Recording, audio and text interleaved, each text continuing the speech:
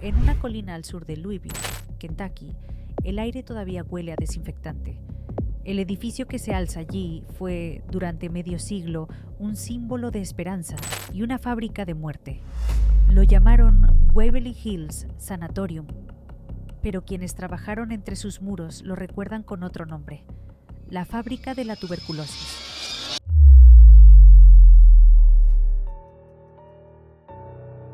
Era 1910 y el mundo enfrentaba una enfermedad que se transmitía con un suspiro: la tuberculosis. La plaga blanca, una sentencia lenta que hacía colapsar los pulmones, los huesos, la fe. Louisville, con su aire denso y su humedad, era uno de los epicentros. Las autoridades buscaron un lugar alto donde el viento corriera libre y limpiara el aire. Eligieron una colina rodeada de pinos y niebla. Allí nació Waverly Hills, un sanatorio moderno, aislado, con pabellones amplios, ventanales que miraban hacia el amanecer y médicos que prometían curar con aire puro, sol y silencio. Cada mañana, las enfermeras abrían las cortinas y giraban las camas hacia la luz. Los pacientes, jóvenes, ancianos, madres, niños, debían permanecer horas, a veces días enteros, bajo el viento helado. Creían que el aire curaba. Algunos dejaban de respirar antes del mediodía. Los tratamientos eran brutales, pero no por crueldad. Era la medicina de su tiempo. Abrir costillas para liberar los pulmones, inyectar aceite mineral en el tórax o colapsar un pulmón para que descansara. El hospital se convirtió en un laboratorio de la esperanza y del horror.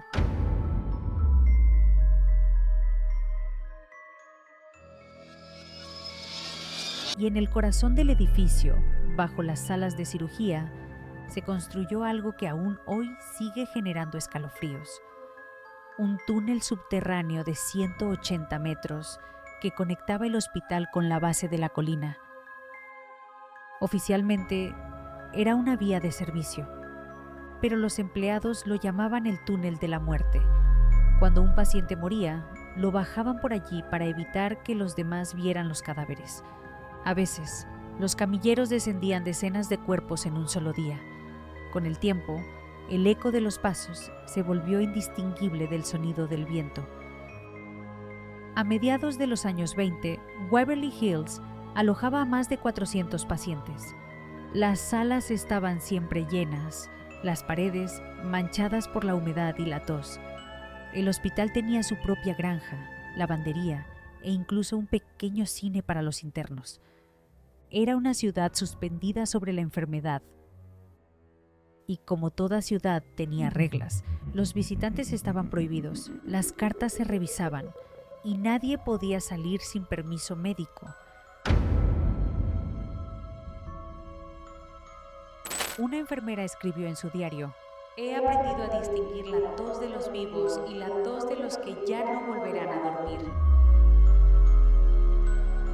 El sanatorio fue testigo de miles de muertes, pero también de algo más inquietante: el cambio del sonido del hospital. Durante los días tranquilos, el viento era un silbido constante, casi hipnótico.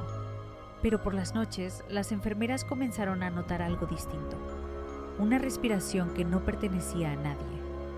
Algunos decían que provenía de las tuberías viejas, otros juraban que, al pasar junto a las camas vacías, podían escuchar un suspiro justo detrás de ellos. En 1932, un joven médico llamado James Crawford escribió una frase en su cuaderno de guardia: «La enfermedad está en el aire, pero creo que el aire también está enfermo». Poco después, Crawford se arrojó desde el 5º piso.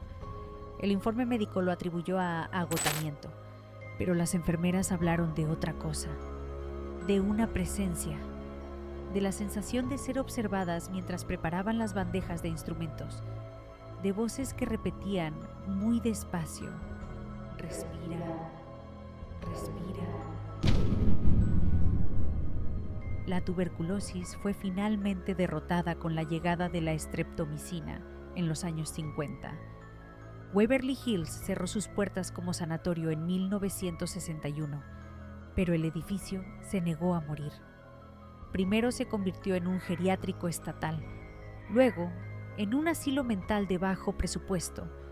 Los nuevos internos contaban historias extrañas, que por las noches las enfermeras antiguas regresaban a revisar las habitaciones, que las camas se movían solas, que alguien, una figura alta, con bata blanca, caminaba por los pasillos, deteniéndose frente a las puertas cerradas. Los registros de seguridad mencionan algo curioso. Varias veces el sistema eléctrico falló solo en el piso 5, el mismo donde, décadas antes, había muerto el Dr. Crawford. En los años 90, el edificio quedó completamente abandonado, pero la leyenda ya estaba viva. Investigadores, curiosos y exploradores urbanos comenzaron a entrar de noche. Llevaban grabadoras, cámaras infrarrojas y micrófonos. Buscaban voces y las encontraron. En 2001, un grupo de investigadores locales registró un audio en el túnel subterráneo. Una voz femenina, clara, apenas audible, decía: "No te detengas". Las pruebas demostraron que no había eco ni filtraciones de sonido, y sin embargo, el micrófono lo captó 3 veces, exactamente igual. "No te detengas". Los científicos hablan de resonancia infrasónica, un fenómeno que ocurre cuando el viento entra en estructuras cerradas y produce frecuencias que el oído humano interpreta como lamentos. Pero quienes han estado allí dicen que hay algo distinto en ese sonido, algo demasiado humano.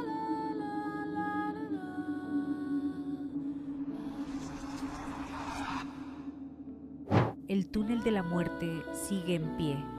La pintura se ha caído, las escaleras están oxidadas y el aire aún huele a cloro y a tierra. Si enciendes una linterna, las sombras parecen moverse en dirección contraria, y si apagas la luz, puedes escuchar lo mismo que escuchaban los enfermos hace 100 años, el viento que se cuela entre las costillas del edificio. Hoy, Waverly Hills es una atracción turística. Durante el día se ofrecen visitas guiadas con narradores que cuentan las historias de médicos, pacientes y fantasmas. Por la noche, los recorridos cambian. El tono se vuelve más bajo, las linternas se apagan y el guía pide 1 minuto de silencio en el balcón principal. Allí, donde alguna vez los enfermos esperaban el amanecer, solo se escucha el zumbido del viento. Algunos visitantes dicen que en ese momento sienten una presión en el pecho. Otros aseguran escuchar un murmullo colectivo, como si decenas de personas inhalaran al mismo tiempo. Nadie puede decir con certeza qué queda vivo en Waverly Hills. Quizá sea solo la memoria, o quizá el aire sigue guardando las últimas respiraciones de quienes murieron allí. En 2013, un grupo de restauradores encontró en una de las paredes del sótano una inscripción cubierta de polvo. Estaba escrita con carbón, probablemente por una enfermera. Decía: "No somos fantasmas, somos las bocanadas que quedaron sin soltar".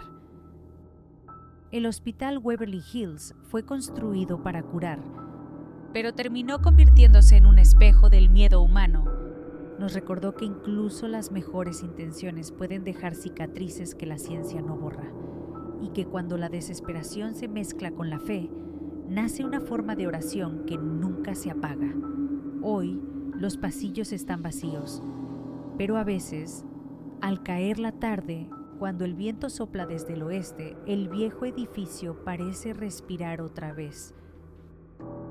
Y uno se pregunta si los hospitales, como las personas, pueden conservar el alma de quienes no lograron salir. Porque en Waverly Hills el aire aún recuerda cada nombre, y algunos juran que al inhalarlo, la historia los mira de regreso.